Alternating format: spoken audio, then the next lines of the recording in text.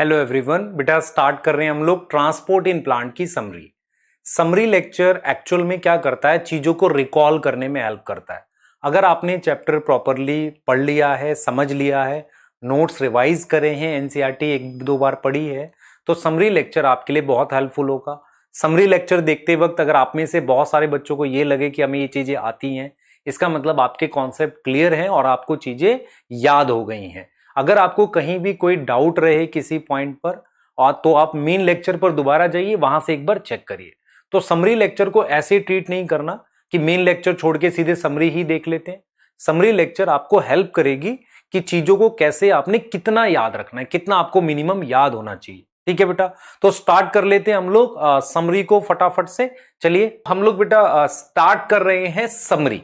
हम लोग स्टार्ट कर रहे हैं इसकी प्रॉपर समरी कि किस तरीके से चैप्टर को अब समराइज हमें करना है। ठीक है, क्लियर? तो स्टार्ट कर लेते हैं। तो सबसे पहला टॉपिक क्या है हमारे पास, जो मैंने आपको एक चार्ट के थ्रू दिखाना है कि किस चीज का ट्रांसपोर्ट करते हैं। तो प्लांट में मुझे 4 चीजों का ट्रांसपोर्ट होता है।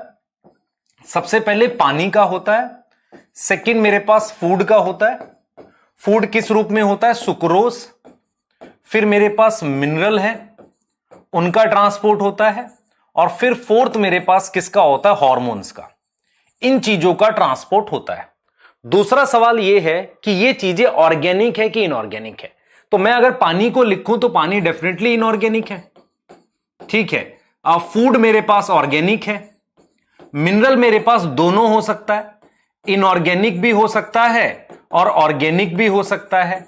और हार्मोन मेरे पास डेफिनेटली ऑर्गेनिक होता है ना? हार्मोन मेरे पास डेफिनेटली ऑर्गेनिक होता है। अब अगला सवाल पूछा जाता है डायरेक्शन बताओ। डायरेक्शन क्या है ट्रांसपोर्ट की?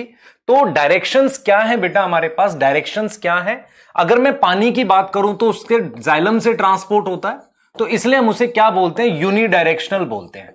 हम जाइलम के ट्रांसपोर्ट को यूनिडायरेक्शनल कहते हैं। फूड का ट्रांसपोर्ट जो है बेटा, हमने अभी आगे हम पढ़ेंगे कि 2 डायरेक्शन में हो सकता है। नीचे से ऊपर हो सकता है, रूट से लीफ में।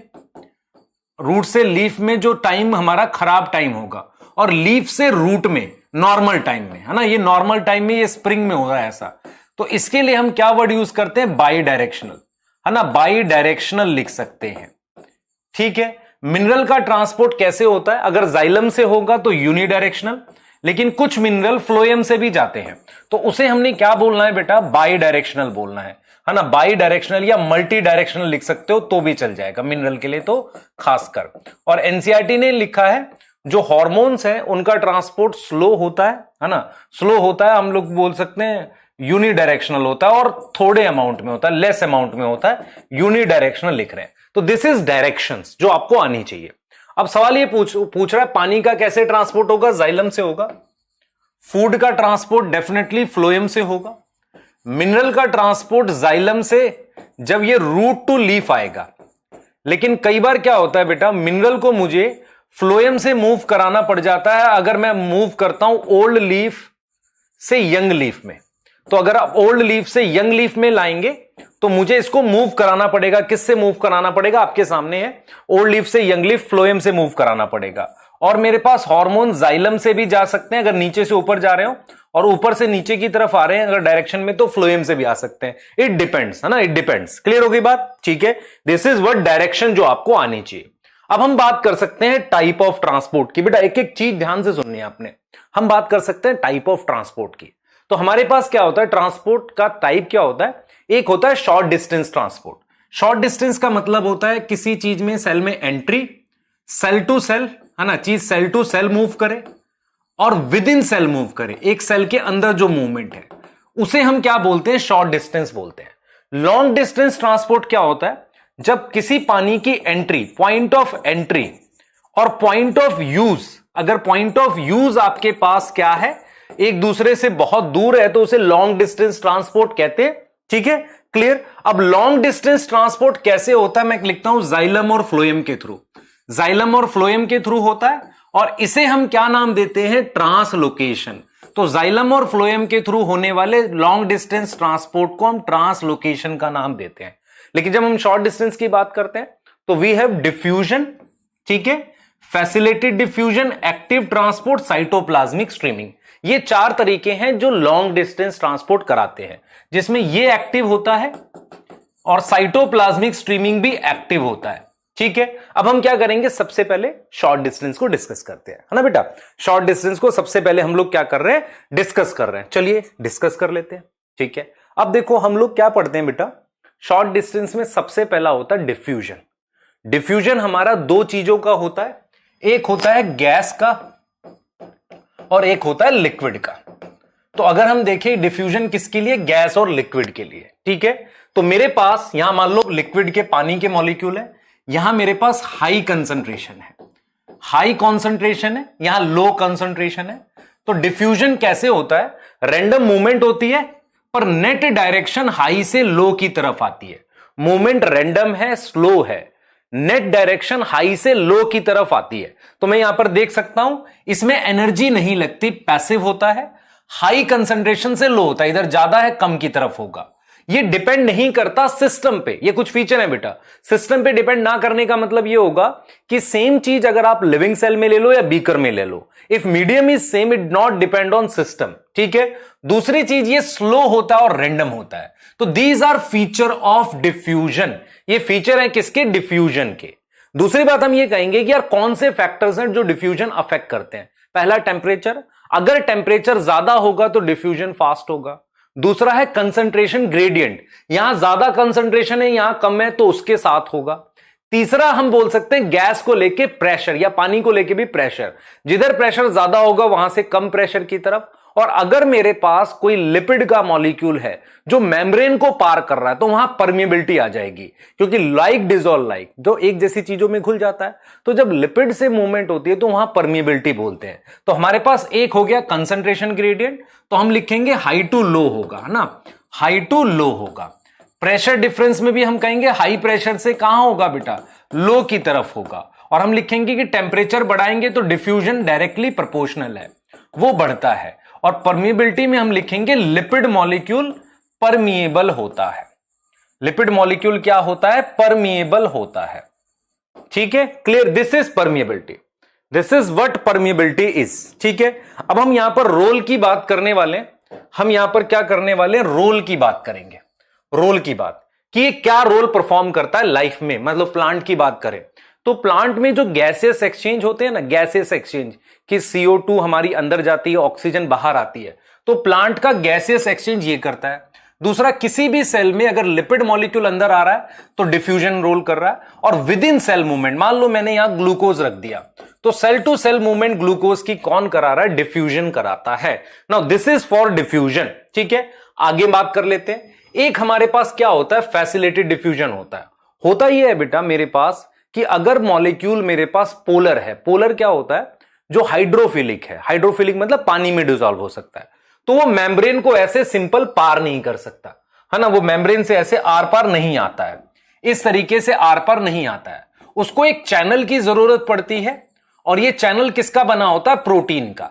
तो एनसीईआरटी कहती है कि कंसंट्रेशन ग्रेडियंट ऑलरेडी प्रेजेंट होगा, हाई से लो की तरफ जाएगा, हाई से लो की तरफ जाएगा, पर इस डिफ्यूजन को फैसिलिटेट मतलब हेल्प करेगा कौन, चैनल हेल्प करेगा। कौन हेल्प करेगा, मेरे पास चैनल हेल्प करेगा। तो मेरे पास हाई टू लो जाएगा, है ना, हाई से लो की तरफ जाएगा और चैनल मदद करेगा। तो फैसिलिटेड डिफ्यूजन भी बेटा पैसिव होता है। पैसिव मतलब इसे डाउनहिल कहते हैं, इसमें एनर्जी नहीं लगती।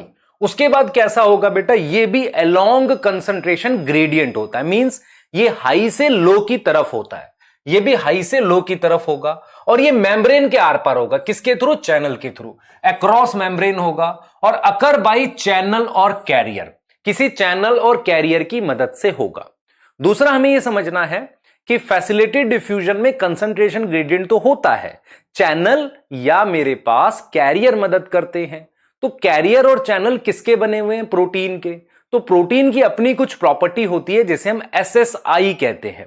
SSI का मतलब है सैचुरेशन, सिलेक्टिविटी, इनहिबिशन। SSI का क्या मीनिंग है, सैचुरेशन, सैचुरेशन देख लें ध्यान से, सैचुरेशन, सिलेक्टिविटी और इनहिबिशन, ये मेरे पास SSI है। ठीक है, और इसको हम क्या कर सकते हैं बेटा, कैन बी कंट्रोल, इसको हम कंट्रोल कर सकते हैं। आप समझ रहे हैं, एसएसआई मैंने लिख दिया, सैचुरेशन सिलेक्टिविटी इनहिबिशन, और इसको हम क्या कर सकते हैं, कंट्रोल कर सकते हैं। मीनिंग क्या हुआ, चैनल कुछ ऐसे होते हैं जो परमानेंटली खुले रह सकते हैं, कुछ चैनल्स को आप हार्मोन्स और केमिकल से कंट्रोल करते हो, है ना। और यहां पर आपको समझना है, सैचुरेशन का मतलब अगर सारे चैनल भर गए तो अब मुझे क्या करना पड़ेगा, ग्रेडियंट बढ़ाने से फायदा नहीं होगा। सिलेक्टिविटी का मतलब चैनल सिलेक्टिव होता है, सोडियम के चैनल से मैग्नीशियम नहीं जा रहा होगा।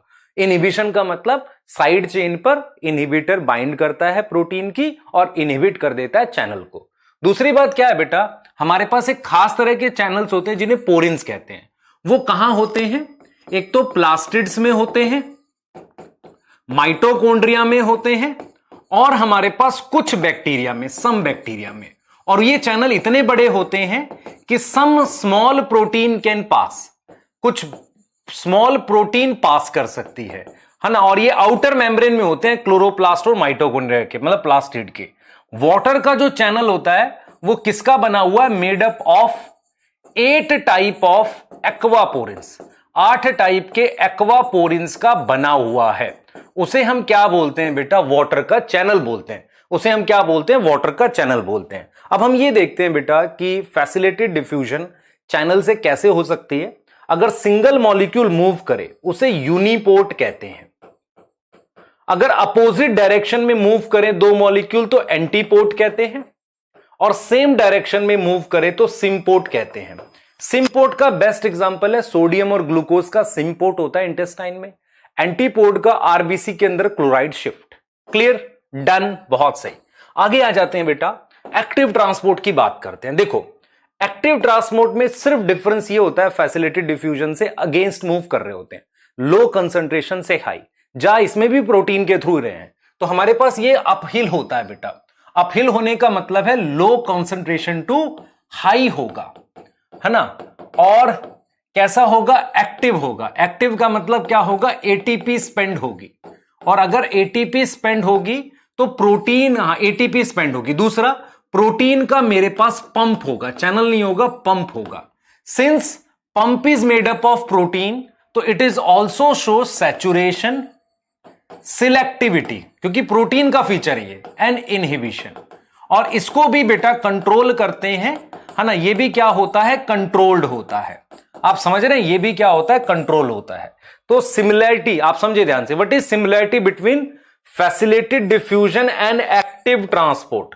तो मैं लिखूंगा एसएसआई, सैचुरेशन सिलेक्टिविटी इनहिबिशन। सी से क्या आएगा, सोचो, सी से आएगा मेरे पास कंट्रोल, है ना। और डिफरेंस क्या है बेटा, एक्टिव ट्रांसपोर्ट अपहिल है। एक्टिव ट्रांसपोर्ट क्या है, अपहिल। अपहिल मतलब एनर्जी लगती है ना। और फैसिलिटेटेड डिफ्यूजन जो है वो डाउनहिल होता है ना, हाई टू लो होता है।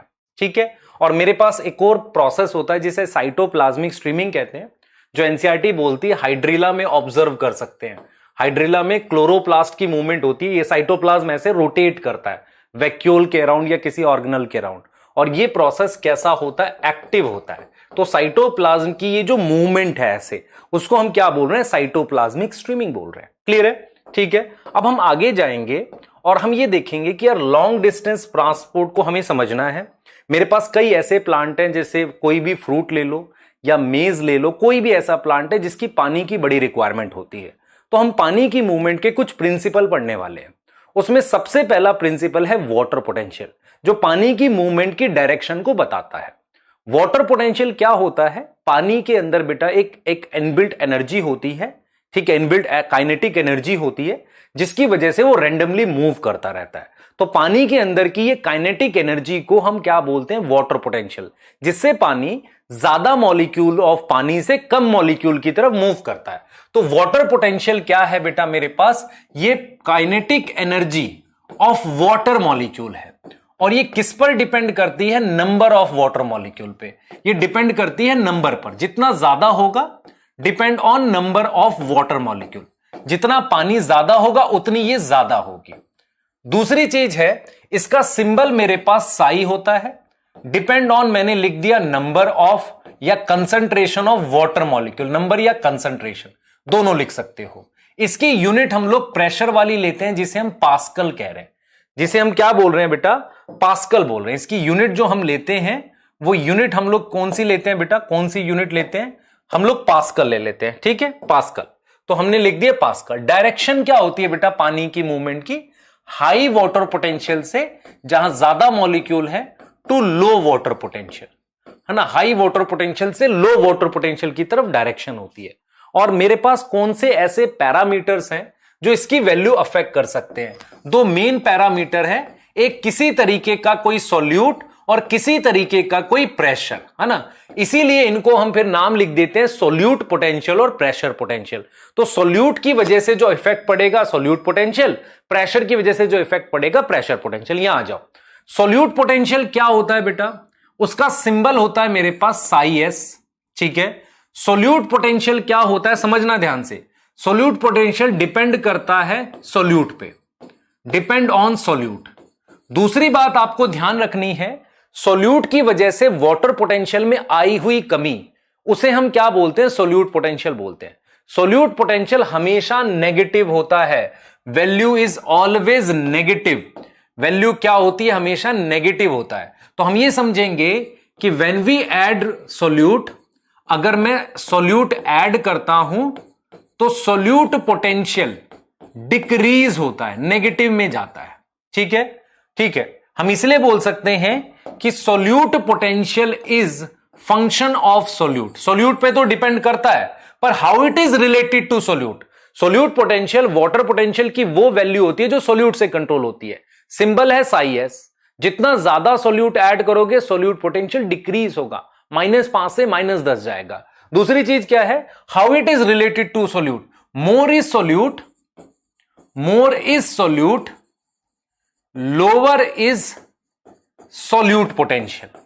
और डायरेक्शन क्या होगी बेटा, हाई सॉल्यूट पोटेंशियल मतलब लेस नेगेटिव से लो सॉल्यूट पोटेंशियल, पानी की डायरेक्शन बता रहा हूं आपको। ठीक है, तो क्या क्या याद रखेंगे, solute potential always negative, solute is inversely proportional to solute potential, more is solute, lower is solute potential. Clear है। अब आ जाओ जरा प्रेशर पोटेंशियल की बात करते हैं। हम ये कहते हैं कि अगर मेरे पास दो सिस्टम ए और बी एक दूसरे के कांटेक्ट में है, ठीक है, उन पर लगने वाला प्रेशर एटमॉस्फेरिक प्रेशर है दोनों पे। तो एटमॉस्फेरिक प्रेशर की वजह से कोई नेट मूवमेंट नहीं हो रही है। अगर कोई नेट मूवमेंट नहीं हो रही है तो उस केस में ध्यान से देखना बेटा, कोई नेट मूवमेंट नहीं हो रही है तो हम कहेंगे क्या लग रहा है, एटमॉस्फेरिक प्रेशर। उसकी वजह से मेरे पास प्रेशर पोटेंशियल की वैल्यू क्या आ जाती है, 0 आ जाती है। आप समझो, तो प्रेशर पोटेंशियल की वैल्यू कब 0 होगी, जब एटमॉस्फेरिक प्रेशर होगा, क्योंकि इसका कोई रोल नहीं है, no role in movement of water.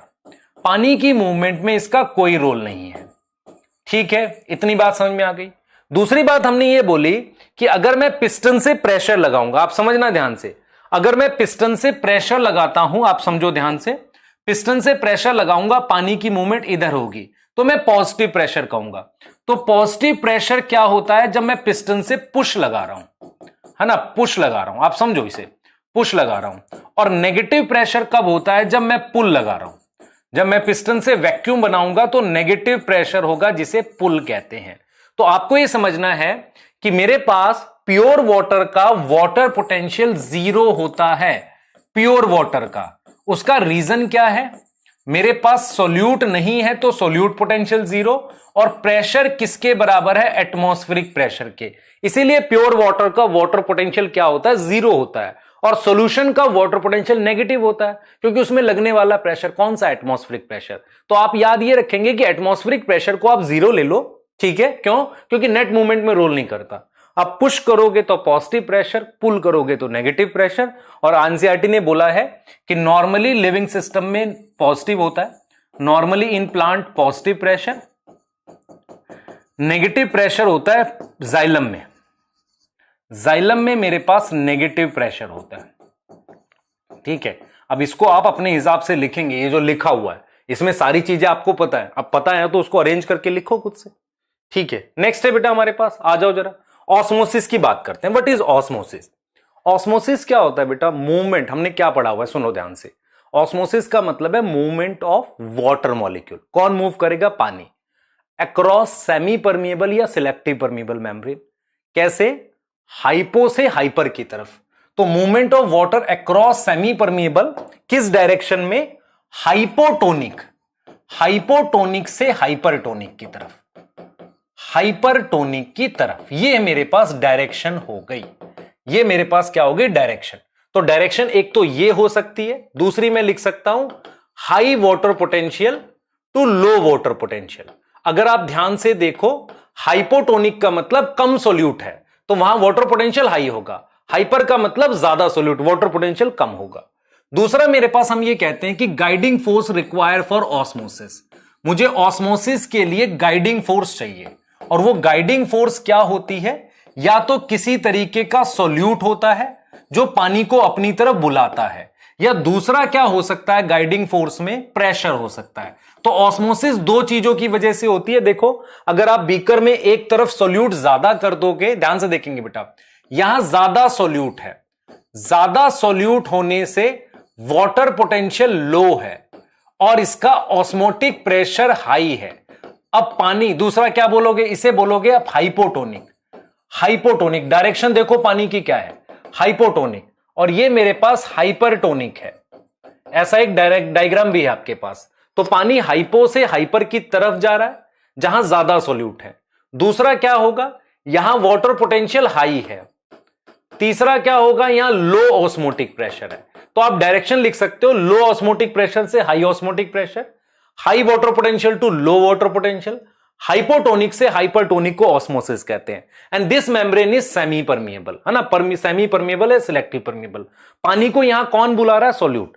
तो driving force can be solute and pressure. आप पानी पे धक्का मार के भी उसे मूव कर सकते हैं। उसके बाद हमने बोला था मेम्ब्रेन चार तरह की होती है हमारे पास। एक होती है परमिएबल, जिसमें से सोल्यूट और सॉल्वेंट दोनों चला जाता है।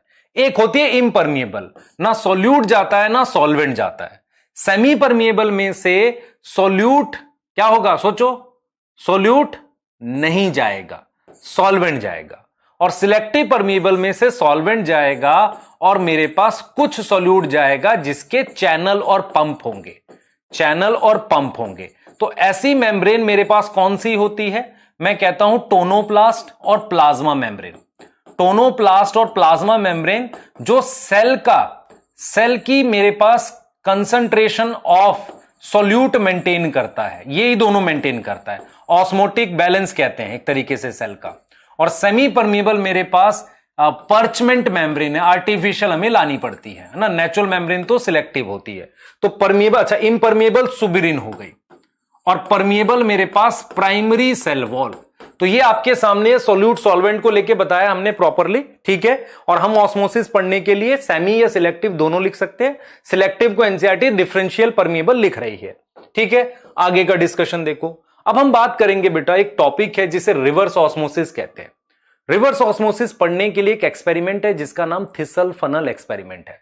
थिसल फनल एक्सपेरिमेंट में this is inverted funnel, this is inverted funnel, जहां पर मेरे पास इस बी चैम्बर में सुक्रोज सॉल्यूशन है, ए मेरे पास प्योर वाटर है, ऊपर से ये फनल खुली हुई है, ठीक है। हमने क्या किया है, इसमें मेरे पास ये सेमी या सिलेक्टिव परमिएबल मेम्ब्रेन लाए। सिलेक्टिव या सेमी लिख सकते थे, या सेमी लिख दो। और ये कैसे लाए थे?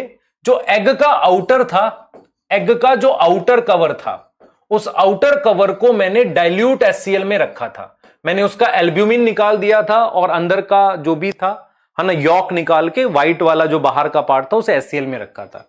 अब देखो केस 1 क्या है। केस 1 ये है कि मैंने ये सेटअप बनाया, पानी A to B मूव कर रहा है। पानी क्या मूव कर रहा है? A to B मूव कर रहा है, क्योंकि मेरे पास A जो है वो प्योर वाटर है, जिसका वाटर पोटेंशियल क्या होगा? वाटर पोटेंशियल 0 होगा। और B मेरे पास क्या है बेटा? सुक्रोज सॉल्यूशन है, उसका मेरे पास वाटर पोटेंशियल नेगेटिव होगा। तो पानी हाई टू लो मूव कर रहा है, तो डायरेक्शन आएगी A to B। A मेरे पास प्योर है और ये मेरे पास हाइपरटोनिक है। आप देख लीजिए ये ऑस्मोसिस हो रही है। तो इसका मतलब केस 1 में ऑस्मोसिस हो रही है। केस 2 में मैंने क्या किया? पिस्टन से यहां प्रेशर लगा दिया। जब मैंने पिस्टन से प्रेशर लगाया तो पानी की एंट्री रुक गई। उसके लिए क्या हुआ बेटा? पिस्टन से प्रेशर लगाया, एंट्री ऑफ वाटर स्टॉप, तो एंट्री ऑफ वाटर कैसे स्टॉप हो गई वो देख लेते हैं। आपको यह समझ में आना चाहिए कि ए का वाटर पोटेंशियल 0 है और बी का मैंने वाटर पोटेंशियल जो था नेगेटिव से वाटर पोटेंशियल को मैं 0 पर लेकर आया हूं। यह नेगेटिव क्यों था? Due to solute potential. मान लो तो मेरे पास सोल्यूट पोटेंशियल -5 था, इसलिए नेगेटिव था। तो सोल्यूट पोटेंशियल -5 था, मैंने क्या किया, प्रेशर पोटेंशियल +5 लगा दिया पिस्टन से। तो आपको यह समझ में आना चाहिए कि मैंने क्या किया है, अगर प्रेशर लगाया पिस्टन से, उसने पानी की एंट्री को रोक दिया। वो कितना प्रेशर लगाना पड़ेगा सोल्यूट पे डिपेंड करेगा। अगर -5 का सोल्यूट पोटेंशियल है तो +5 का प्रेशर पोटेंशियल चाहिए। ये समझ पा रहे हो? तो इसका मतलब यह हुआ कि जब आपने पिस्टन से पानी की एंट्री रोकी तो कौन सा प्रेशर पानी को अपनी तरफ बुला रहा था? ऑस्मोटिक प्रेशर बुला रहा था। तो ऑस्मोटिक प्रेशर हमारे पास क्या होता है? ऑस्मोटिक प्रेशर सोल्यूट पे डिपेंड करता है। तो यहां जो हमने पिस्टन से प्रेशर लगाया वो ऑस्मोटिक प्रेशर था। तो ऑस्मोटिक प्रेशर जो है वो सोल्यूट पे डिपेंड करता है। डिपेंड ऑन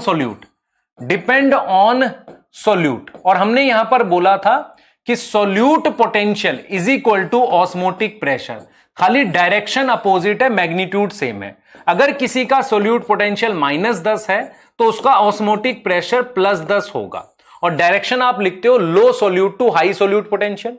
तो ऑस्मोटिक प्रेशर में आप आप लिखते हो high solute potential to low solute potential direction. Osmotic pressure में आप लो ऑस्मोटिक प्रेशर से हाई ऑस्मोटिक प्रेशर की तरफ पानी जाएगा। लो ऑस्मोटिक प्रेशर मतलब कम सोल्यूट। जितना ज्यादा सोल्यूट होता है उतना ज्यादा ऑस्मोटिक प्रेशर होता है, मतलब पानी को अपनी तरफ बुला रहा होता है। ठीक है, अब हमने क्या किया, पिस्टन से जो प्रेशर लगाया वो मोर देन ऑस्मोटिक प्रेशर लगा दिया। मोर देन ऑस्मोटिक प्रेशर लगाने से पानी जो है वो फनल से कहां चला गया? बीकर में। फनल टू बीकर मूव कर दिया। इसे हम रिवर्स ऑस्मोसिस कह रहे हैं। इसमें पानी क्या हो रहा है? हाइपोटोनिक से हाइपर जा रहा है, हाइपोटोनिक टू हाइपर जा रहा है। पर मैंने किस तरीके से प्रेशर लगाकर इसके वाटर पोटेंशियल को हाई बनाया है। तो पानी अभी भी high water potential to low water potential जा रहा है। ये चीज समझते हैं। दिस इज रिवर्स ऑस्मोसिस और थिसल फनल एक्सपेरिमेंट है जिससे हमने सीखा। अब हमारे पास एक टॉपिक है जिसे हम प्लाज्मोलिसिस कह रहे हैं। प्लाज्मोलिसिस समझने के लिए हमें यह समझना है कि plant behave differently in different solution.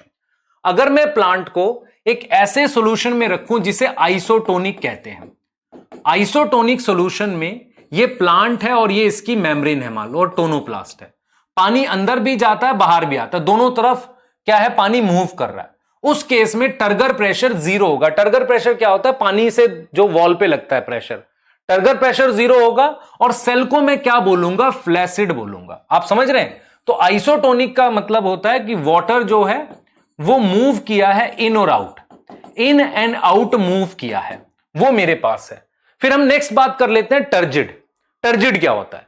Turgid क्या होता है बेटा कि जब मैं सॉल्यूशन में ऐसे रखूं कि जिसमें पानी एंटर करे, तो वो सॉल्यूशन मेरे पास कौन सा वाला है? मेरे पास हाइपोटोनिक है। अगर आप हाइपोटोनिक में सेल को रखेंगे तो मेरे पास वाटर एंटर करेगा। अगर वाटर एंटर किया तो सेल टर्जिड हो गया, उसमें टर्गर प्रेशर पॉजिटिव आता है। ठीक है। प्लाज्मोलिसिस क्या होता है? डेफिनेशन अगर मैं बोलूं आपके पास, देखो ध्यान से, this is cell, this is plasma membrane and this is tonoplast, vacuole की मेम्ब्रेन। अगर प्लाज्मा मेम्ब्रेन साइटोप्लाज्म के साथ श्रिंक करेगी पानी बाहर निकलने से, उसे प्लाज्मोलिसिस कहते हैं। तो प्लाज्मोलिसिस होती है shrinkage of protoplast, shrinkage of protoplast. कब? जब हमने उसको कैसे सॉल्यूशन में लिखा है? पानी बाहर निकल जाए। When cell kept in hypertonic solution, when cell kept in hypertonic solution, उसे हमने क्या बोला बेटा? उसे हमने क्या बोला? उसे हमने बोला मतलब क्या चीज? प्लाज्मोलिसिस बोली। और प्लाज्मोलिसिस हमेशा लिविंग सेल में होती है बेटा, मतलब डेड सेल में नहीं होती, क्योंकि प्लाज्मोलिसिस किसके थ्रू हो रही है? प्लाज्मा मेम्ब्रेन के थ्रू हो रही है। और प्लाज्मा मेम्ब्रेन हमारे पास कैसा स्ट्रक्चर होता है? लिविंग। आ जाओ जरा, अगर मैंने यहां पर टर्गर प्रेशर नेगेटिव आ जाएगा क्योंकि पानी बाहर निकल जाएगा, और सॉल्यूशन मैंने कैसा रखा है? हाइपरटोनिक रखा है। और एनसीईआरटी बताती है कि पहले यहां से पानी बाहर आएगा साइटोप्लाज्म से, फिर वैक्यूल से। तो पानी first come from cytoplasm and then come from हमारे पास कहां से आएगा? वैक्यूल में से। और एक और चीज आपको ध्यान रखनी है, एनसीईआरटी ने पूछा है कि प्लाज्मा मेम्ब्रेन जब ये श्रिंक कर जाती है, इसकी और सेल वॉल के बीच में यहां क्या होता है, सेल वॉल और प्लाज्मा मेम्ब्रेन के बीच में यहां क्या होता है, आप कहोगे बीकर का पानी, क्योंकि सेल वॉल परमिएबल होती है सोल्यूट और सॉल्वेंट के लिए। क्लियर है? ठीक, बहुत सही। आगे हम डिस्कस कर सकते हैं इम्बाइबिशन क्या होता है। इम्बाइबिशन होता है बेटा कि जब कोई सॉलिड या कोलोइड पानी एब्जॉर्ब करे ना, एब्जॉर्ब करे solvent, absorb solvent and increase in volume show करे, इंक्रीज इन वॉल्यूम शो करे। इम्बाइबिशन भी प्लाज्मोलिसिस की तरह टाइप ऑफ डिफ्यूजन है, पानी के डिफ्यूजन से हो रहा है ये। ठीक है, इसके लिए दो चीजें चाहिए होती हैं, एक कंसंट्रेशन ग्रेडियंट, मतलब वाटर पोटेंशियल डिफरेंस होना चाहिए सरफेस और पानी के बीच में। दूसरा मेरे पास एफिनिटी होनी चाहिए, किसके बीच में, सरफेस एंड लिक्विड।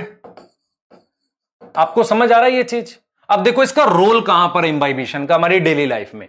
सबसे पहले बेटा सीड जर्मिनेशन, सीड जर्मिनेट नहीं करता एंड उसको स्टैब्लिश नहीं हो पाता अगर इम्बाइबिशन ना हो, क्योंकि सीड स्वेल करता है। सीड क्या करता है, स्वेल करता है। तो सीड ना तो स्वेल कर पाएगा ना जर्मिनेट कर पाएगा अगर इम्बाइबिशन ना हो। दूसरा हम कह रहे हैं रॉक बोल्डर, बड़े बड़े जो पहाड़ के टुकड़े होते हैं, बड़े बड़े पहाड़ के जो टुकड़े होते हैं, रॉक बोल्डर जो होते हैं, उनको तोड़ते थे बेटा ओल्डर टाइम में। ओल्डर टाइम में उन्हें ब्रेक करते थे इम्बाइबिशन की मदद से। फिर हमने कहा वुडन डोर स्वेल करते थे, किसमें, swell in summer, sorry rainy season में, क्योंकि लकड़ी में बेटा सेलुलोज होता है और वो क्या करता है, स्वेल कर जाता है ना। तो ये मेरे पास क्या है, इम्बाइबिशन। ये हमें ये पॉइंट्स याद रहने चाहिए एग्जाम के लिए, यही पॉइंट्स याद रहने चाहिए बेटा। ठीक है, अच्छा एक एक्स्ट्रा टॉपिक है जो एनसीईआरटी में नहीं है, वो क्या है, डीपीडी। सबसे पहले तो ये समझो डीपीडी की फुल फॉर्म क्या होती है। डिफ्यूजन, फुल फॉर्म देखो, डिफ्यूजन प्रेशर डेफिसिट, मतलब डिफ्यूजन प्रेशर में आई हुई कमी, डिफ्यूजन प्रेशर में आई हुई कमी। तो प्योर वाटर का डिफ्यूजन प्रेशर मैक्सिमम होता है। पहली बात तो ये समझो, प्योर वाटर का डिफ्यूजन प्रेशर जिसे हम डीपी कह रहे हैं वो मैक्सिमम होता है। अगर मैं सोल्यूट ऐड करूंगा तो addition of solute, addition of solute decrease diffusion pressure. क्या डिक्रीज कर रहा है, डिफ्यूजन प्रेशर को डिक्रीज कर रहा है।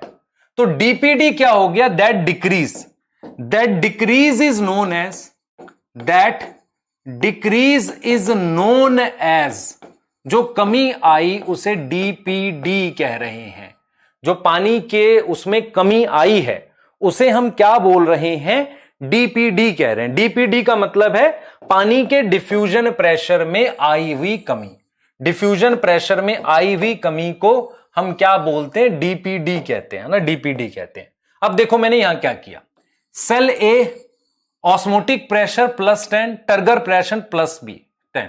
तो डीपीडी क्या होता है बेटा, पानी के डिफ्यूजन प्रेशर में आई हुई कमी, उसका एक फॉर्मूला होता है osmotic pressure minus turgor pressure. एक सेल ए दे रखा, उसका ऑस्मोटिक प्रेशर 10 है, टर्गर प्रेशर, तो डीपीडी की वैल्यू क्या आएगी, मान लो हम लिखेंगे 10 - 4 6 आ गई। यहां डीपीडी की वैल्यू क्या आ जाएगी बेटा, यहां 9 आ जाएगी। तो डायरेक्शन अगर आपसे कोई पूछे बताओ पानी की मूवमेंट की, तो देखो हाई डिफ्यूजन प्रेशर से लो होना चाहिए, high DP to low DP, जिधर पानी ज्यादा है ज्यादा डिफ्यूजन से कम की तरफ, तो डीपीडी में उल्टा होगा, low diffusion pressure to high diffusion pressure. और डीपीडी का एक और नाम होता है सक्शन प्रेशर। इसका एक और नाम क्या रखते हैं, कुछ बुक्स में मिलता है सक्शन प्रेशर, है ना। तो डीपीडी कैसे समझा, मैं रिपीट कर देता हूं। आपने पानी लिया, पानी में प्योर पानी का ज्यादा डिफ्यूजन प्रेशर है, सोल्यूट ऐड करो, डिफ्यूजन प्रेशर में कमी आएगी। जितना ज्यादा आप सोल्यूट ऐड करोगे उतनी ज्यादा कमी आएगी, दैट कमी इज नोन एज डीपीडी। ठीक है, क्लियर है ना। ठीक है, चलिए आगे डिस्कस कर लेते हैं बेटा। लॉन्ग डिस्टेंस ट्रांसपोर्ट की बात करेंगे। सबसे पहले आपको यह समझ में आना चाहिए लॉन्ग डिस्टेंस का मीनिंग क्या था। लॉन्ग डिस्टेंस का मीनिंग यह था कि रूट जो है, रूट मेरे पास वाटर एब्जॉर्ब करती है, वहां से मुझे पानी को, आप समझ रहे हैं, टिप पर ले जाना पड़ता है। मतलब मैं लिख सकता हूं मोर देन 50 मीटर, 100 मीटर, इतनी ऊंचाई पर ले जाना पड़ता है। अब हम ये कह रहे हैं कि जो सिंपल डिफ्यूजन है या एक्टिव ट्रांसपोर्ट है वो स्लो है। कितना स्लो है वो, क्या कितना स्लो है बेटा, वो स्लो है 50 म्यू मीटर पर 2.5 सेकेंड, इतना तेज डिफ्यूज कर सकता है। 32 ईयर्स लग जाएंगे 1 मीटर ट्रेवल करने में, बहुत स्लो है ये। तो इससे नहीं होना, इससे नहीं होगा, इनसे ना हो पाएगा ना बेटा। तो क्या करना है मुझे, समझ लो क्या करें हम। फिर हम क्या करेंगे बेटा, एक तरीका ये है, देखो आपको मैं दिखाता हूं। आप क्या देख सकते हो, जाइलम इन्वॉल्व होती है। आप एक कलर वाटर में इस प्लांट को डालो तो जहां जाइलम है वहां कलर दिखेगा। लीफ में तो कलर दिखेगा ही दिखेगा, कटे हुए प्लांट को डालो तो लीफ में कलर दिखेगा, लेकिन जिस पाइप से वो गया उस पर कलर दिखेगा, मतलब वो ट्रांसपोर्ट में इन्वॉल्व हो रहा है। तो मेरे पास ये प्रूफ है कि लॉन्ग डिस्टेंस ट्रांसपोर्ट में अलग तरह के पाइप यूज होते हैं जिन्हें हम जाइलम फ्लोएम कहते हैं।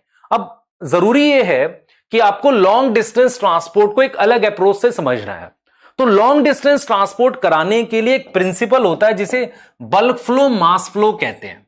बल्क फ्लो मास फ्लो क्या होता है, हम ये समझते हैं कि अगर जाइलम और फ्लोएम का पाइप है, उसमें पानी जो कि मीडियम है वो मूव कर रहा होता है और अपने साथ किसी भी चीज को, चाहे वो सॉल्यूट हो या सस्पेंशन हो, सबको सेम पेस से बहाकर ले जाएगा। बल्क फ्लो मास फ्लो ये कहता है कि जैसे एक रिवर बहती है हाई प्रेशर से लो प्रेशर, अपने साथ किसी भी चीज को फ्लो करके ले जाती है, सेम चीज हमारे पास जाइलम फ्लोएम में होता है। तो बल्क फ्लो मास फ्लो में क्या होता है कि बल्क मूवमेंट होती है, बल्क मूवमेंट होगी किसकी, मीडियम की, मीडियम मूव कर रहा है, ठीक है। उसके साथ क्या होगा, ऑल सब्सटेंस साथ मूव करेंगे, मूव टुगेदर। और कहां मूव करेंगे, हाई प्रेशर से लो प्रेशर, हम लिखते हैं हाई प्रेशर से लो प्रेशर की तरफ, लो प्रेशर की तरफ। एनसीईआरटी लिखती है सॉल्यूशन और सस्पेंशन, ये बात एनसीईआरटी लिखती है, ठीक है। पाथवे क्या यूज करेंगे, अच्छा देखो, सबसे पहले आपको यह समझ में आना चाहिए कि बल्क फ्लो और मतलब बल्क फ्लो और मास फ्लो के लिए हमें यह समझ में आना चाहिए कि सबसे पहले तो हमने कहा कि प्रिंसिपल क्या यूज करेंगे, दिस इज प्रिंसिपल।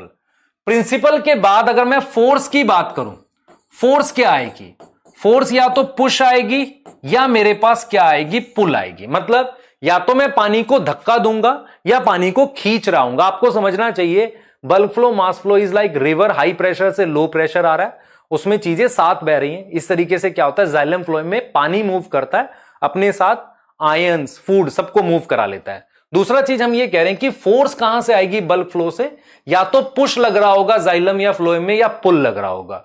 दूसरा मेरे पास क्या पाथवे होता है, अगर मेरे पास, ध्यान से सुनेंगे बेटा, अगर मेरे पास सेल के बीच में से पानी जा रहा है, वेसल्स में से पानी जा रहा है, या मेरे पास सेल वॉल के ऊपर से जा रहा है, जैसे मान लो ये सेल वॉल है बाहर वाली लेयर, इसके ऊपर से पानी जा रहा है, इसे एपोप्लास्ट कहते हैं। और अगर पानी या सॉल्यूशन लिविंग सेल से जाता है तो उसे हम सिम्प्लास्ट कहते हैं, मतलब प्रोटोप्लाज्म से जा रहा है। अगर प्रोटोप्लाज्म से जा रहा है तो उसे सिम्प्लास्ट कहते हैं। तो bulk flow mass flow principle होता है पानी के जाने का। फोर्स कहां से आती है, पुश या पुल। रास्ता या तो एपोप्लास्ट होता है, जैसे बिटवीन सेल जा रहा है, आप देख रहे हैं, और ये कैसे जा रहा है, डेड सेल में से। ये कहां से जा रहा है, डेड सेल में से, ठीक है, और सेल वॉल से जा रहा है, इसे हम कहते हैं बेटा। अब देखो जरा, अगर हम ट्रांसपोर्ट ऑफ वाटर की बात करते हैं, अगर हम ट्रांसपोर्ट ऑफ वाटर की बात करेंगे अब, है ना, क्योंकि हमने प्रिंसिपल वगैरह पढ़ लिया, तो ट्रांसपोर्ट ऑफ वाटर में कुछ इंपॉर्टेंट पॉइंट सुनो। सबसे पहले है, हम पढ़ेंगे absorption of water, entry into xylem, अगर हम ट्रांसपोर्ट ऑफ वाटर की बात करते हैं। फिर पानी का ऊपर चढ़ना, पहले हम क्या करेंगे, पानी को इस जाइलम के पाइप में एब्जॉर्ब कराएंगे रूट के बाद, फिर पानी को ऊपर चढ़ाएंगे, और फिर यहां स्टोमेटा से पानी बाहर जाएगा, जिसे ट्रांसपिरेशन कहते हैं। तो पानी का ट्रांसपोर्ट पढ़ेंगे, फिर मिनरल का, फिर फूड का। तो पानी के ट्रांसपोर्ट के 3 स्टेप हैं, पानी की एंट्री और जाइलम तक जाना, पानी का ऊपर जाना, और पानी का क्या होगा मेरे पास, ट्रांसपिरेशन हो जाना, ना, बाहर जाना। अब यहां पे हम बात करने वाले हैं सबसे पहले पानी का एब्जॉर्प्शन और कहां तक, जाइलम तक एंट्री। तो सबसे पहली बात आपको यह याद रखनी है कि पानी का एब्जॉर्प्शन कैसे होता है। सबसे पहले मिनरल एब्जॉर्ब होते हैं, फर्स्ट मिनरल एब्जॉर्ब होते हैं इन रूट हेयर, ठीक है। वाटर एंटर करता है बाय पैसिव, पैसिव मूवमेंट, है ना। और कैसे एंटर करता है, रूट हेयर से। कैसे एंटर करता है, रूट हेयर। रूट हेयर मदद करता है बेटा पानी की एंट्री में। और इन सम प्लांट माइकोरिजा होते हैं, सम प्लांट में मेरे पास क्या होते हैं, फंजाई के हाइफे होते हैं, माइकोरिजा, वो मदद करते हैं। माइकोरिजा क्या होता है बेटा, फंजाई जो पानी और मिनरल देगा और उसके बदले में उसे नाइट्रोजन और शुगर मिलेगी। एक प्लांट है पाइनस, पाइनस में तो ऑब्लिगेट एसोसिएशन है। पाइनस में क्या है बेटा, ऑब्लिगेट एसोसिएशन है। किसका? ऑब्लिगेट एसोसिएशन है इसी चीज का। क्लियर है? अब देखो ध्यान से सुनना बेटा, ध्यान से सुनना। अब हम यहां पर क्या देखेंगे, हमने क्या बोला, सुनो ध्यान से। रूट के अंदर पानी कब एब्जॉर्ब होगा, पहले मिनरल एब्जॉर्ब होता है, पानी उसको फॉलो करता है। एक बार मिनरल एब्जॉर्ब होता है, पानी उसे फॉलो करके जाता है। वंस मिनरल एब्जॉर्ब, वाटर उसे फॉलो करेगा, पानी उसे क्या करेगा, वंस, आप देख लो इधर ध्यान से बेटा, वंस हमने क्या लिख दिया, ध्यान से देखेंगे, हम यहां पे लिख रहे हैं वंस वाटर एब्जॉर्ब, है ना, वंस वाटर एब्जॉर्ब, ठीक है, देन हम क्या करेंगे, पानी, सॉरी, वंस मिनरल एब्जॉर्ब, पानी उसे फॉलो करेगा। एक बार पानी एब्जॉर्ब हो गया कि वो एपिडर्मिस में आ जाता है, एपिडर्मिस में आ गया, उसके बाद वो कॉर्टेक्स में एपोप्लास्ट मूव करता है। कैसे मूव करता है, एपोप्लास्ट मूव करता है। एपिडर्मिस ने वाटर एब्जॉर्ब किया रूट हेयर की मदद से। आप देखो ध्यान से, कॉर्टेक्स के बीच में कैसे मूव करता है पानी, एपोप्लास्ट से जाता है। एंडोडर्मिस में सुबिरिन होती है, तो उसमें पानी को क्या करना पड़ता है, ट्रांस मेम्ब्रेन, पहले मेम्ब्रेन पार करनी पड़ती है। फिर वो कैसे मूव करता है, सिम्प्लास्ट, है ना, कैसे मूव करता है, सिम्प्लास्ट। पेरिसाइकिल में पानी कैसे मूव करता है, सिम्प्लास्ट। एनसीईआरटी ने सिम्प्लास्ट दिखाया है। और मेरे पास जो जाइलम है, ध्यान सुनो बेटा, जाइलम में जाने के बाद वेसल्स जो हैं वहां पर मेनली सिम्प्लास्ट होता है और जाइलम पैरन, सॉरी, एपोप्लास्ट होता है जाइलम में, और फ्लोएम, सॉरी, जाइलम पैरेन्काइमा में मेरे पास एपोप्लास्ट होता है।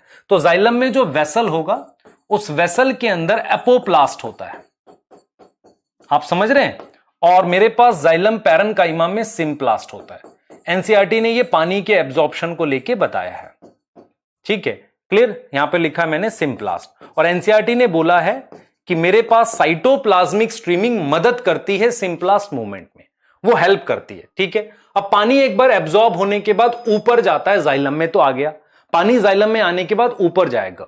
ऊपर जाने के लिए मेरे पास कुछ थ्योरी है, एक है वाइटल फोर्स थ्योरी, वो उतने काम की नहीं है। उसके बाद एक थ्योरी है जिसे रूट प्रेशर थ्योरी कहते हैं। अब जो रूट प्रेशर होता है मेरे पास, वो एनसीईआरटी कहती है कि रूट प्रेशर का जो है वो रोल नहीं है एज सच। असल में क्या होता है, root pressure theory not able to explain ascent of sap, पानी कैसे ऊपर चढ़ा ये नहीं कर पाया एक्सप्लेन, पर वो दूसरी चीज बता पाया। एक्चुअल में क्या होता है, रूट प्रेशर कैसे डेवलप करता है ये समझना है। मेरे पास ये रूट होती है, हम जाइलम में क्या करते हैं, मिनरल एक्यूमुलेट करते हैं। जब हम मिनरल एक्यूमुलेट करते हैं जाइलम में, देखो कैसे रूट प्रेशर डेवलप करता है। फिर पानी फोर्सफुली एंटर करता है, वाटर एंटर करता है, और उससे मेरे पास एक प्रेशर डेवलप होता है जिसे पुश कहते हैं। प्रेशर जो कि पुश है उसे हम रूट प्रेशर कहते हैं। तो रूट प्रेशर क्या है, जाइलम में मिनरल इकट्ठा करके पानी लाते हैं, एक फोर्सफुल ऊपर लगता है, तो इसे it is a push. Push means positive pressure, या इसे नाम दे देते हैं पॉजिटिव हाइड्रोस्टैटिक प्रेशर। इसका रोल असेंट ऑफ सैप में लगभग ना के बराबर बेटा, नेग्लिजिबल लिख सकते हैं, नेग्लिजिबल इन हायर प्लांट्स, बड़े प्लांट्स में तो नहीं है, और छोटे प्लांट्स में, स्मॉल प्लांट में थोड़ा है। आप देखें स्मॉल प्लांट में है थोड़ा बहुत, है ना, कुछ रोल है। अच्छा, कैसे मेजर करते हैं इसको, हम कैसे मेजर करते हैं आप समझो ध्यान से। How can we measure root pressure? हम क्या करते हैं, स्टेम को, जब हम किसमें, अर्ली मॉर्निंग में किसी प्लांट की स्टेम को काटेंगे, अर्ली मॉर्निंग में अगर हम किसी प्लांट की स्टेम काटते हैं अर्ली मॉर्निंग में, है ना, अर्ली मॉर्निंग में, लेट इवनिंग में, जब काफी पानी हो, तो उस कटी हुई स्टेम से पानी ऐसे नीचे गिरता है, उस पे हम अगर कोई वो लगा दे, रबड़, तो उससे मेजर कर सकते हैं। और रोल ऑफ रूट प्रेशर क्या होता है समझो ध्यान से। रूट प्रेशर एक मॉडरेट पुश है, पानी तो ऊपर चढ़ाता नहीं, वो दो तीन काम करता है। एक करता है गटेशन, गटेशन होता है बेटा पानी का लॉस होना, है ना, H2O लॉस होता है लिक्विड की फॉर्म में फ्रॉम लीफ ब्लेड। और गटेशन होती कब है, जब पानी काफी हो सॉइल में, और इवनिंग या अर्ली मॉर्निंग। दूसरा हम लिख सकते हैं regeneration of water column. Transpiration pull पानी का कॉलम तोड़ देता है, उस कॉलम को रीजनरेट करने का काम किसका है? मेरे पास किसका है बेटा?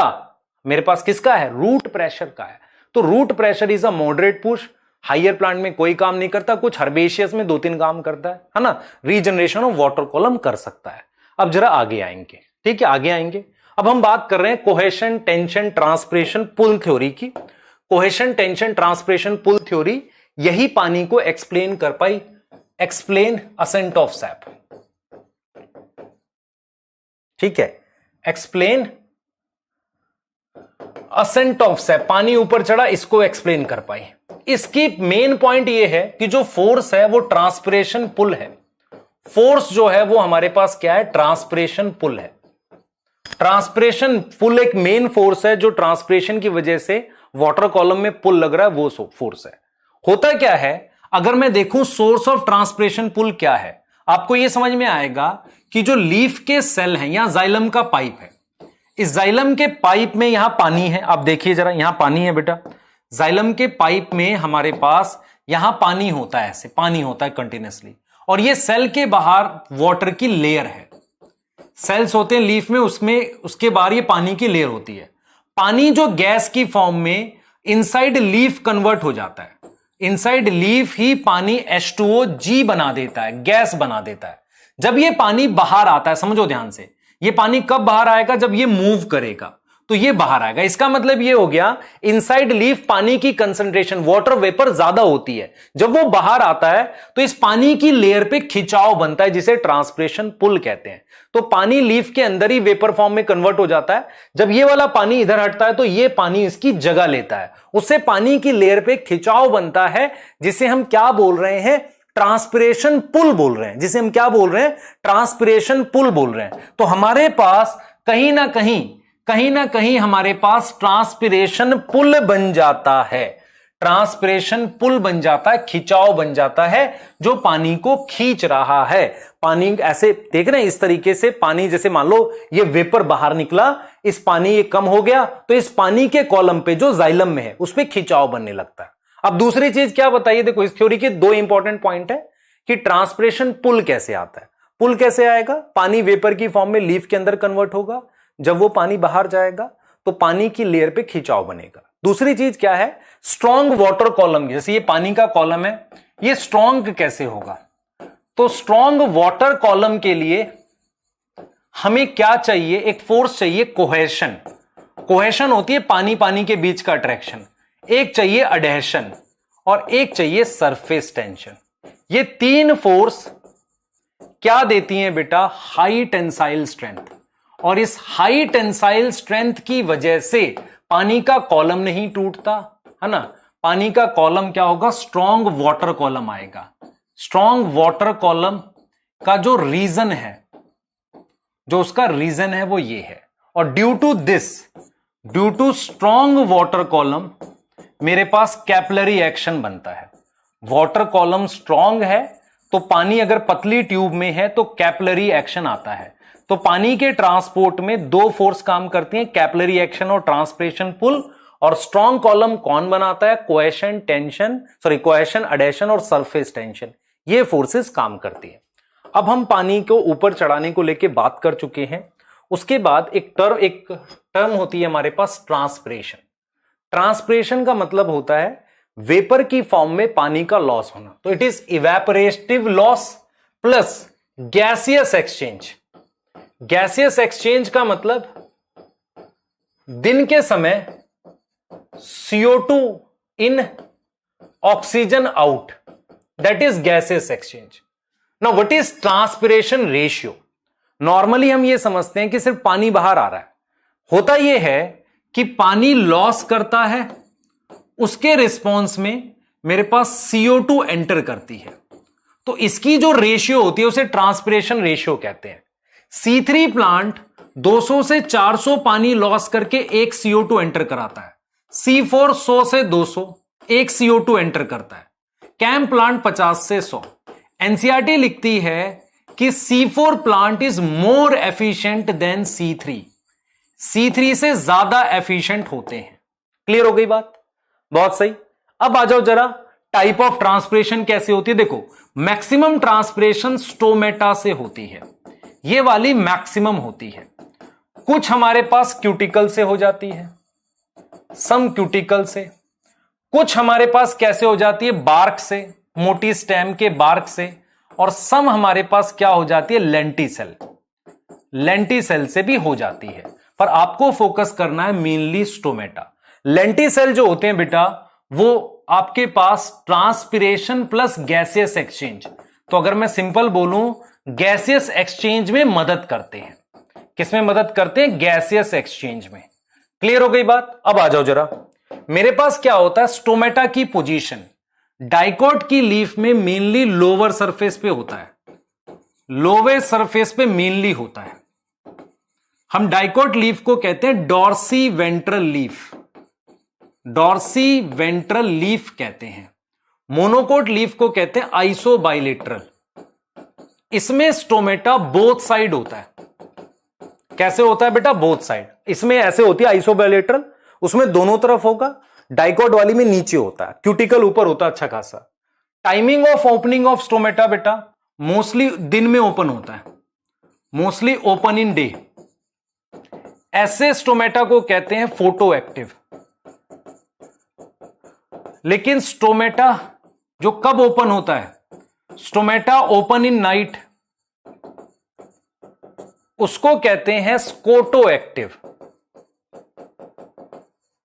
समझ रहे हैं, जो रात दिन समझ लो ध्यान से, जो दिन में ओपन होता है फोटो एक्टिव, रात में ओपन होता है उसको हम स्कोटो एक्टिव कहते हैं। रात वाला स्कोटो है और दिन वाला मेरे पास क्या है बेटा, फोटो एक्टिव है। क्लियर हो गई बात, आगे चलो।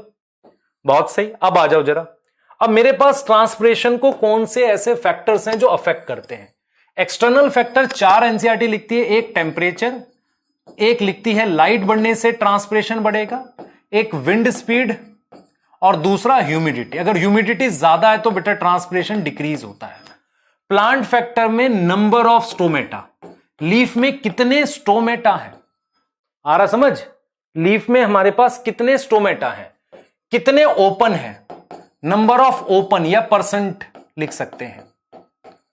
प्लांट का वाटर स्टेटस क्या, उसमें पानी है कि नहीं है, और कैनोपी कवर बना कि नहीं, canopy that is canopy is tree का कवर, लीफ का कवर बना के नहीं बना। ये कुछ बेटा हमारे पास फैक्टर्स हैं जो प्लांट फैक्टर होते हैं। अगर मैं आपसे पूछूं ट्रांसपिरेशन क्या करेगा, सबसे पहले पानी का एब्जॉर्प्शन कराता है। देखो पानी का एब्जॉर्प्शन एंड ट्रांसपोर्ट दोनों कराता है। पानी का एब्जॉर्प्शन और ट्रांसपोर्ट बोथ, किसके लिए, पानी के लिए। मिनरल का ट्रांसपोर्ट पानी के साथ, जैसे पानी के साथ जा रहा है ना, मिनरल का ट्रांसपोर्ट किसके साथ होगा, अलोंग वाटर। आपको समझना है ये मिनरल का एब्जॉर्प्शन नहीं है, अलोंग वाटर ट्रांसपोर्ट लिखा हुआ है, ठीक है। दूसरे बात कूलिंग इफेक्ट। कूलिंग इफेक्ट मतलब 10 से 15 डिग्री टेम्परेचर कम करता है। उसके साथ क्या करता है बेटा, कूलिंग इफेक्ट के बाद, कूलिंग इफेक्ट बता दिया आपको, और क्या कर सकता है ये, आप सोचो ध्यान से। इसके अलावा ये क्या कर सकता है बेटा, हमारे पास पानी देता है, प्रोवाइड वाटर फॉर फोटोसिंथेसिस, क्योंकि पानी चाहिए ना, पानी तोड़ते हैं तभी फोटोसिंथेसिस होती है, फॉर फोटोसिंथेसिस। और इसके अलावा लिख सकते हैं बेटा हम लोग कि ये क्या करता है, टर्गर मेंटेन करता है। टर्गर क्या होता है, जब लीफ में सेल्स में पानी भरता है ना तो लीफ ऐसे खुली हुई रहती है, बढ़िया सरफेस एरिया रहता है, लाइट पड़ती है, उसे टर्गर कहते हैं। टर्गर मेंटेन करता है किसमें, सेल में, मतलब स्वेल रखता है उसे, उससे सरफेस एरिया बढ़ता है, सरफेस एरिया बढ़ता है, लाइट पड़ती है ना, ठीक है। अच्छा, ये हो रहा है ट्रांसपिरेशन, कैसे देख सकते हैं, cobalt chloride test. Cobalt chloride क्या होता है बेटा, एक्वस होता है, पिंक कलर का। जब ड्राई होता है तो कैसा होता है, व्हाइट होता है। हम कोबाल्ट क्लोराइड में एक पेपर डिप करते हैं, वो पिंक हो जाता है, सुखाते हैं व्हाइट हो जाता है। उस व्हाइट पेपर को हम जब स्टोमेटा की तरफ लगाते हैं तो जितने खुले हुए स्टोमेटा वहां से वेपर निकलेगा और पिंक डॉट्स आ जाएंगे, तो उसे हम कहते हैं कोबाल्ट क्लोराइड टेस्ट, ठीक है। अब हमारे पास क्या है बेटा, कौन सा ऐसा मैकेनिज्म है कि स्टोमेटा ओपन क्लोजिंग होती है। देखो ध्यान से सुनना, स्टोमेटा की ओपनिंग क्लोजिंग के लिए क्या मैकेनिज्म है। सबसे पहले ये समझो, वाटर पोटेंशियल बढ़ता है गार्ड सेल का, ये गार्ड सेल है, गार्ड सेल की इनर वॉल है।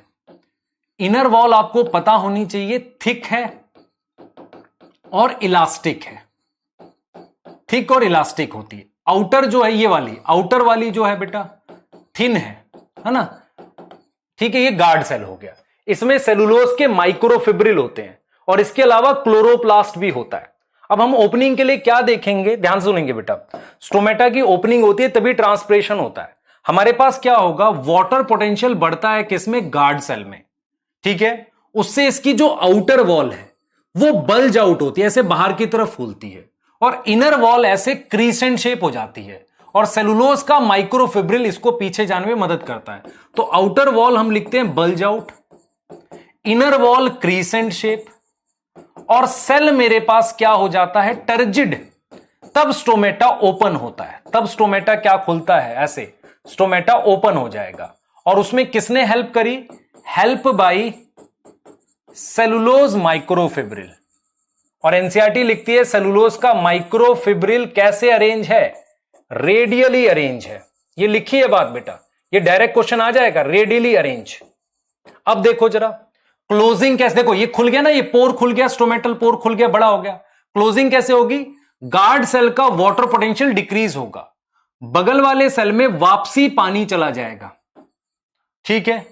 उससे क्या होगा, मेरे पास जो इलास्टिक इनर लेयर थी, इलास्टिक इनर लेयर थी, वो क्या होगी, अपनी शेप गेन करेगी, ठीक है। और सेल क्या हो जाएगा, फ्लैसिड हो जाएगा। आपको समझ में आ रहा है, ये इनर वॉल थी अपनी जगह पे आ जाएगी, ठीक है। ओपनिंग क्लोजिंग ऑफ स्टोमेटा में सबसे वैलिड थ्योरी है मेरे पास के प्लस मैलेट थ्योरी।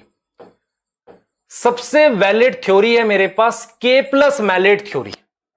के प्लस मैलेट थ्योरी क्या है बेटा, सबसे वैलिड थ्योरी है ना, यही सबसे वैलिड थ्योरी है जिसे हम के प्लस मैलेट थ्योरी कहते हैं। एक एक पॉइंट से बेटा क्वेश्चन आ सकता है। अब हम बात करेंगे absorption and translocation of mineral की, है ना। मिनरल का कैसे एब्जॉर्प्शन होता है फिर ट्रांसपोर्ट होता है। सबसे पहली बात, मिनरल सिर्फ आयनिक फॉर्म में एब्जॉर्ब हो सकता है। सॉइल एक डाइल्यूट सोल्यूशन होता है, इसलिए मिनरल का मोस्टली एक्टिव एब्जॉर्प्शन होता है। तो हम यहां लिखते हैं आयन एब्जॉर्ब एज अ मतलब जो आयन की फॉर्म में एब्जॉर्ब होगा, ठीक है। हम लिखेंगे mineral absorb in ionic form, mineral absorb in ionic form. Absorption की बात कर रहे हैं, फिर ट्रांसपोर्ट की करेंगे। Absorption is both active and passive, active भी होगा पैसिव भी होगा, बट मेनली एक्टिव। मेनली क्या होता है, एक्टिव होता है, एनर्जी से होता है, ये याद रखना है।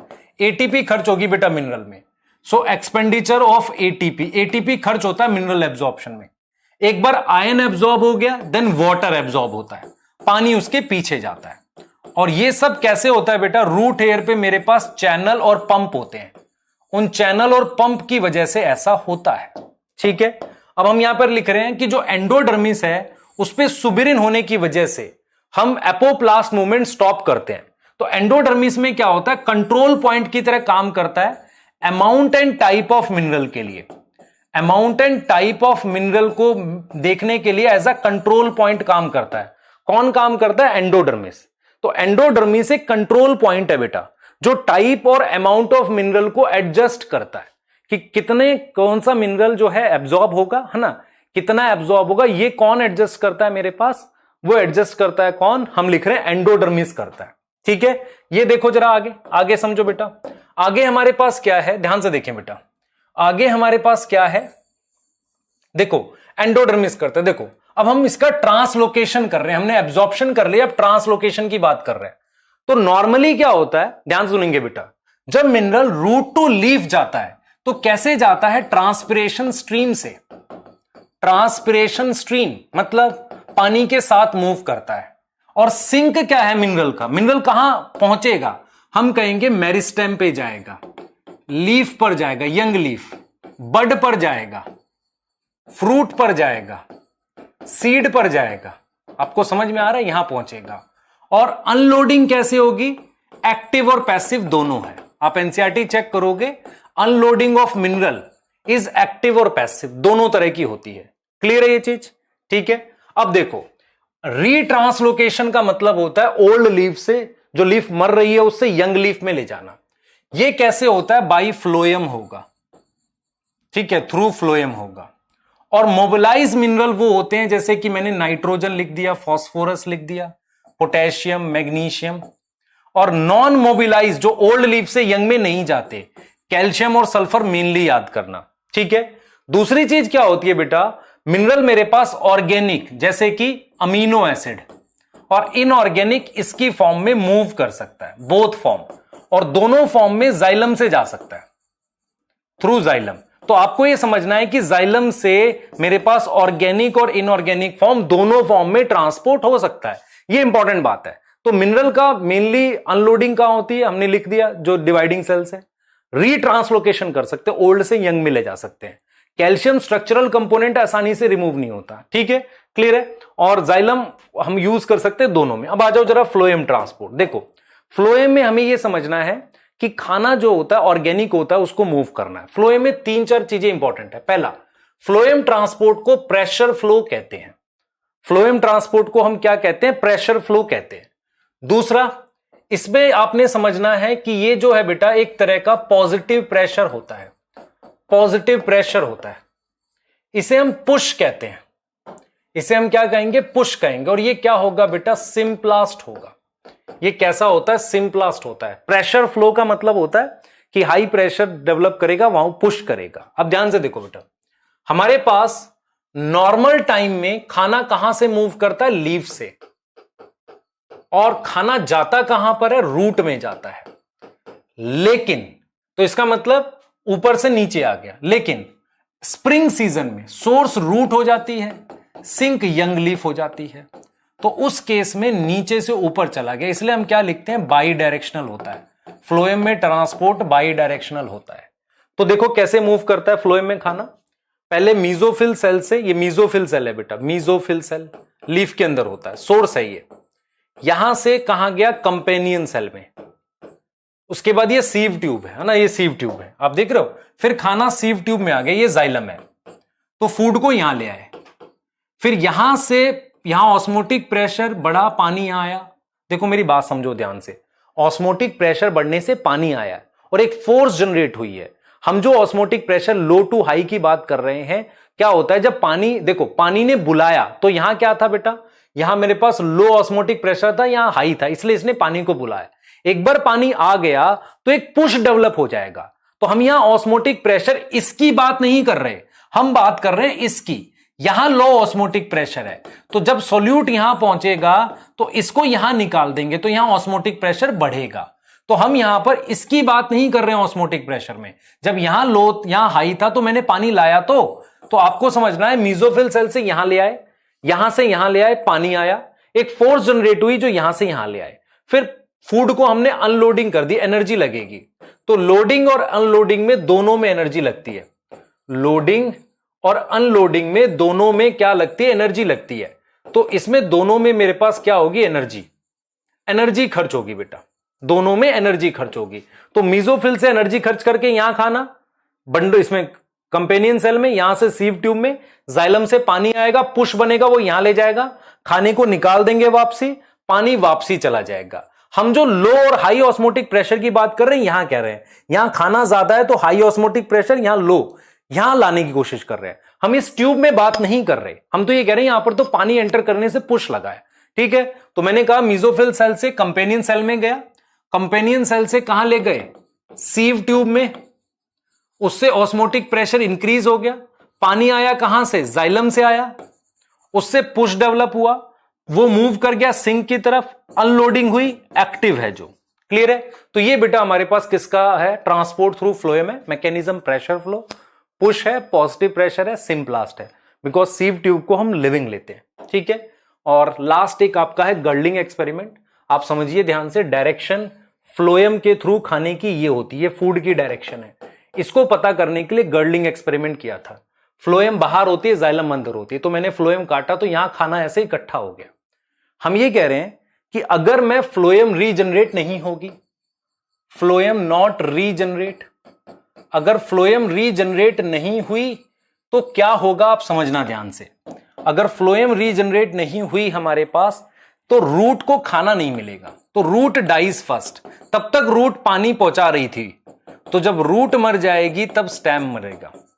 मतलब क्या हुआ, हमने फ्लोएम काट दिया ये, तो खाना नीचे नहीं जा रहा है, तो रूट में जितना खाना था वो यूज करेगा, तब तक पानी तो भेजता ही रहेगा।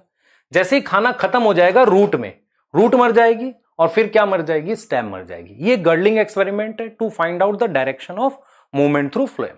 Now this is summary of chapter, this chapter, ये आप अच्छे से समझे, और जो पॉइंट्स हैं उनमें अगर डाउट है तो फिर मेन लेक्चर पे जाए, वहां से देख सकते हैं। तो ये एक समरी थी, आपको नहीं ध्यान से समझनी है, और प्लीज मेहनत करिए एग्जाम में बेटा, ये सारा आपको प्रॉपरली याद रहना चाहिए इतना, तब आप अच्छा अटेम्प्ट कर पाएंगे। ठीक है बेटा, थैंक यू।